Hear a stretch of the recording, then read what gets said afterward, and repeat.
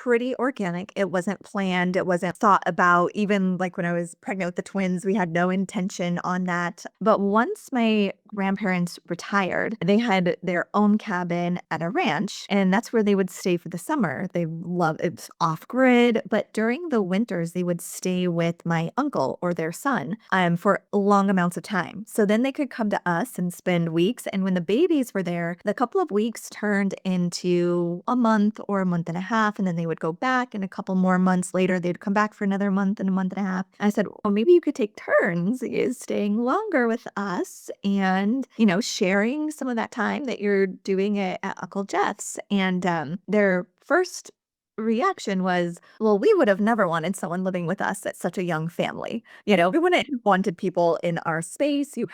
We have 5 kids total. Molly is an adult now, but she comes back and forth. At that time, they're like, you have 5 kids. You were both working at the time. My husband's now retired. And their thinking was, we would have never wanted that. So we've actually been leaving in order to give you your Yep. spaciousness and that sort of thing.